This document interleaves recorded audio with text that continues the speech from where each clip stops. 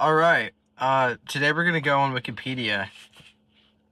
And chat and look at things, and we're starting with bitpop. Seems cool, right? Wrong. No, you're right. Actually, I lied.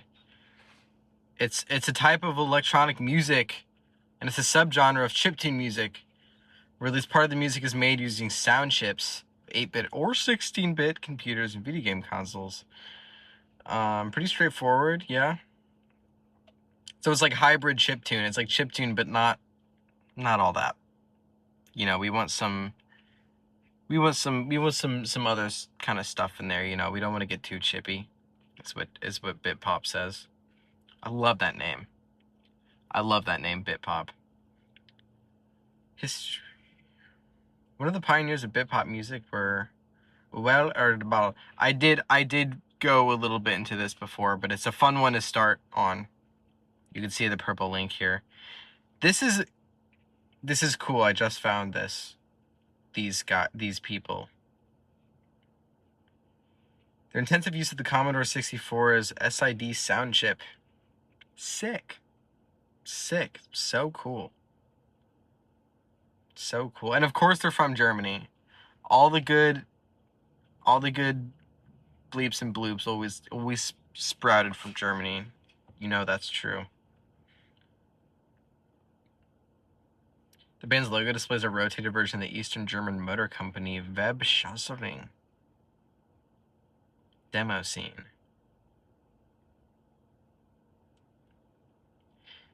It's an international computer art subculture focused on producing demos. Sick. I love a demo. That's really cool. Oh, here's a video. Hello. Big dramatic intro. I don't have the attention span for this. This is sick. What?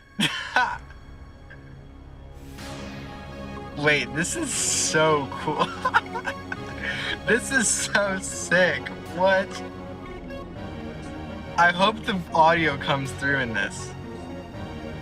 Because this is fucking beautiful. Oh my god, I have to revisit this. I have to come back to this.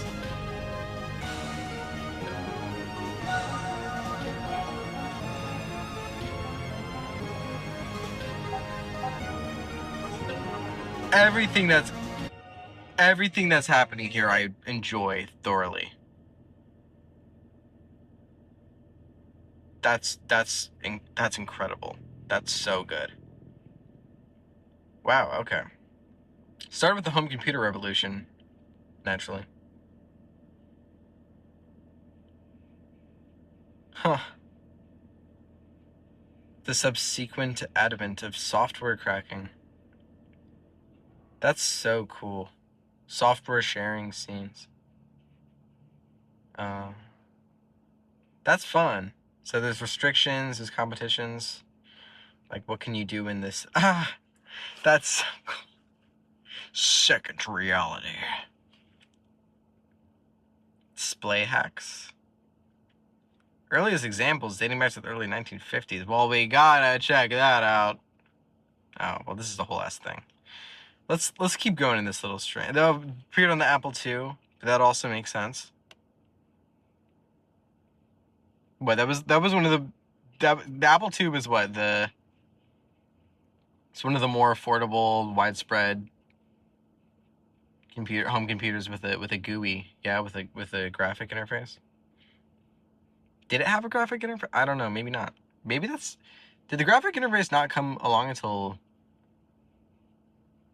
like the Macintosh, or was that also, I don't know. I know it was color. I think the Apple II was color. I don't know if it was a GUI, but I guess we could figure it out, huh? I guess that's what we're here for.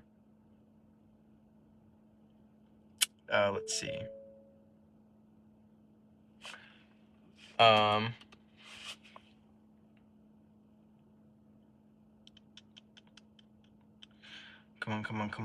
on. You do spreadsheets.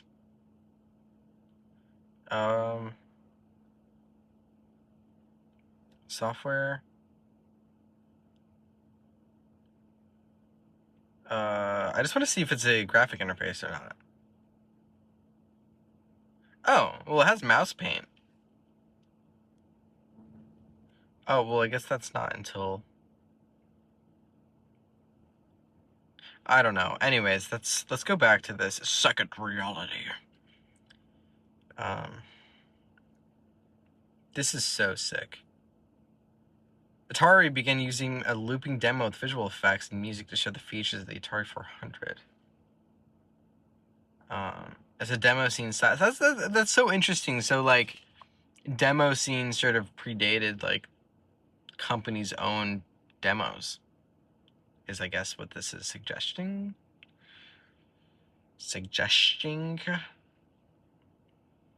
Charles Deenan.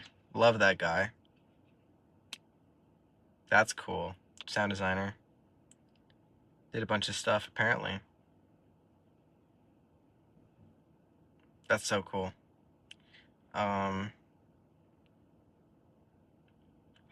trickery.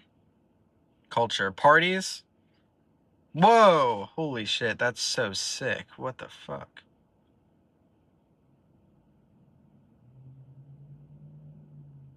That's so cool. Wow.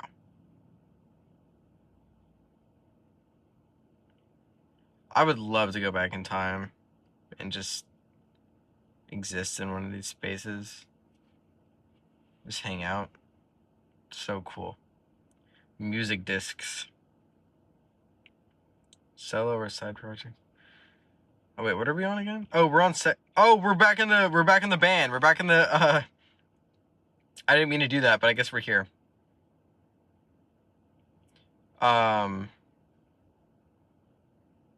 What else? Now let's go back to demo scene. This is so cool. This is really cool. Influence, sure. New media art. Okay. Let's do it. Let's do it. Okay, yeah, that's about what I assumed. Electronic media, visual art, bunch of stuff. 1,000 moving cities. Okay, yeah, this is all. We know about this stuff, don't we?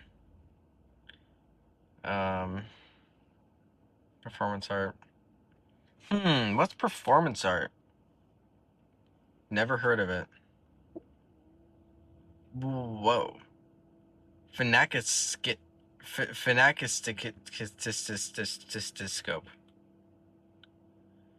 the first widespread animation device, preventing the phenakistoscope.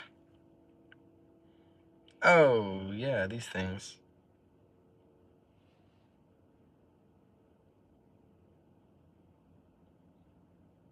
Son, look, it's a moving picture.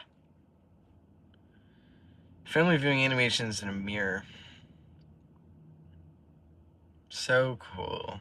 So cool.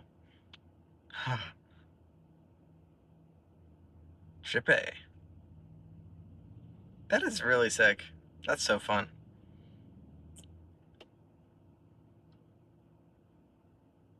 I love the idea that this was like, come on, let's go see the new, like this was, God, people's dopamine fucking systems had to be so just good. Like, where are we now? What am I doing? What am I doing this for?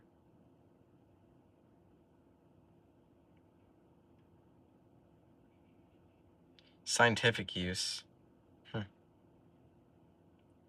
It was invented through scientific research into optical illusions. That's interesting.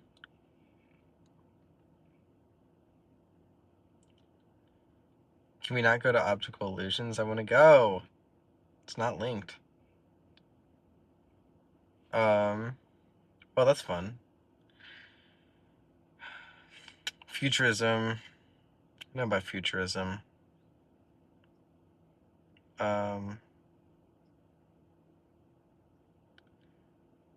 This guy's got a cool name. Wolf Vostel. Married to the Spanish writer Mercedes Vostel. Oh, look at him. Look at that guy. Hell yeah. Movement. Happening fluxus. What is that? Oh, well, those are two separate links? Wait, what is... Happening. Okay, happening. Fluxus. It's an international interdisciplinary community of artists, composers, designers, and poets. Oh, okay. Inspired by John Cage. That's cool.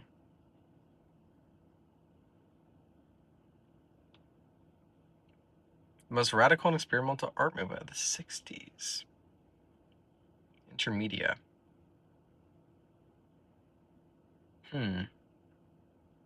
It's an intermedia is an art theory term coined in the mid-1960s by Dick Higgins to describe a strategy of interdisciplinarity.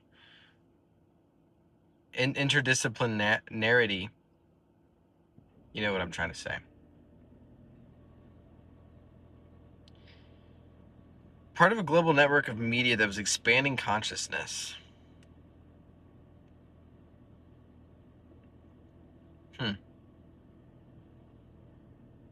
So it's just the fusing of things, yeah? Cool.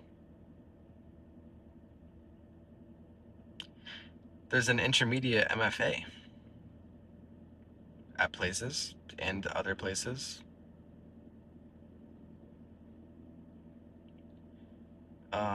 Neo-Dada. I know about Dada, but Neo-Dada. It was its own movement, apparently. Okay, 1960s. The 60s had enough going on. Did we really need like a Neo-Dada? I feel like Neo-Dada was just like pop art, kind of. No? I don't know. Okay, serving as the foundation of Fluxus, pop art, and Nouveau reels. Alright.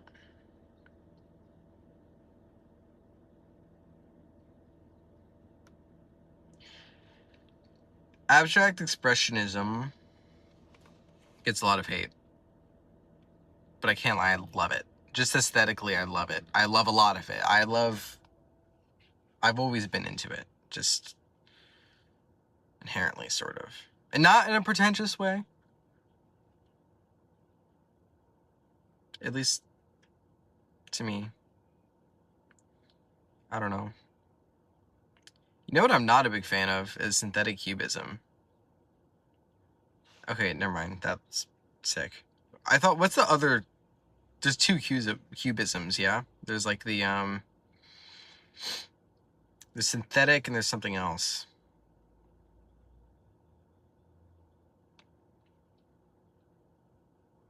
Interesting. I don't know. I'm not a big fan of the cubism that's more collage based, I guess, is what I was thinking. Cubism in other fields. That's interesting.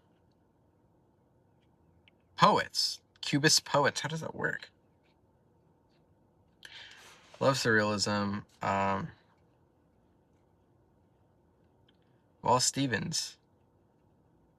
13 Ways of Looking at a Blackbird.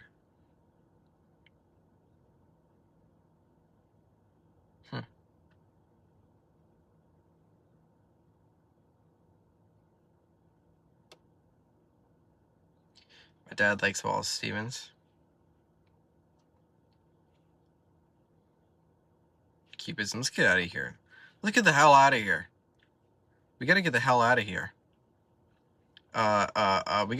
We need something new. We need to do something new. Let's go. I missed we hit some cool stuff with the demo scene stuff. That was really cool. I wanna get back to that.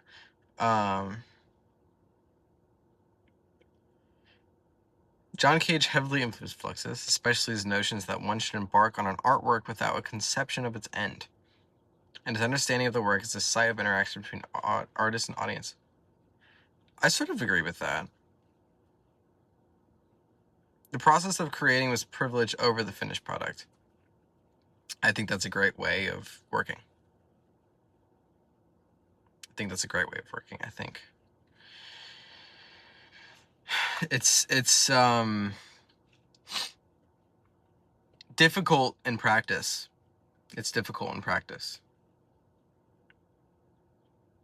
Sometimes. I don't know.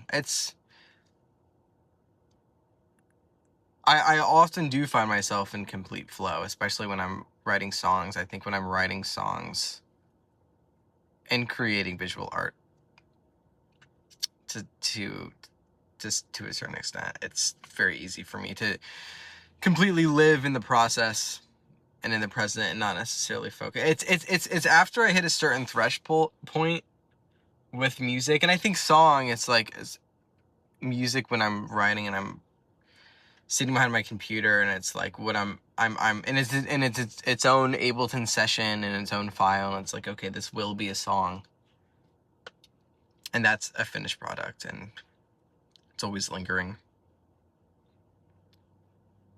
Late criticism.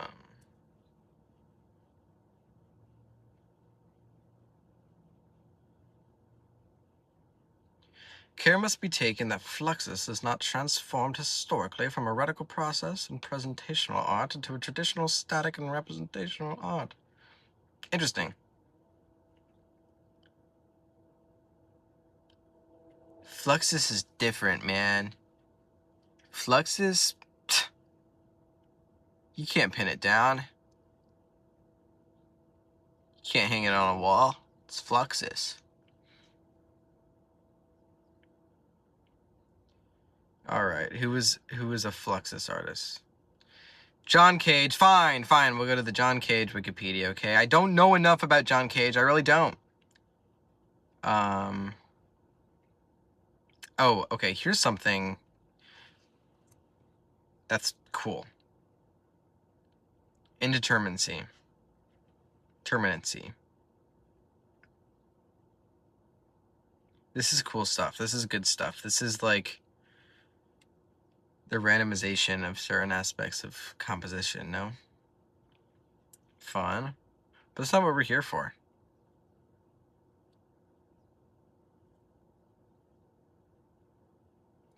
What are we here for? Wow. Okay, his major influence lay in various East and South Asian cultures. What?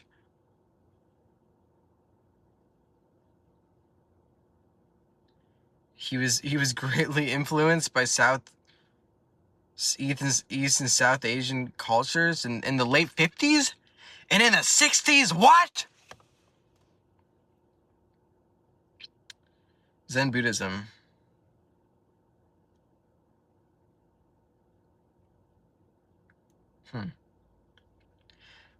It's an affirmation of life, not an attempt to bring order out of chaos, nor to suggest improvements in creation, but simply a way of waking up to the very life we're living.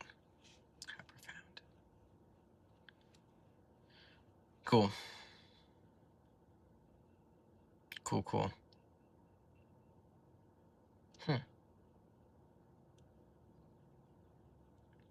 I have to use the restroom. Use the restroom. So I'm gonna go now. I think I'm gonna go now, but that was a good way to end it off, I guess. Thanks, John Cage.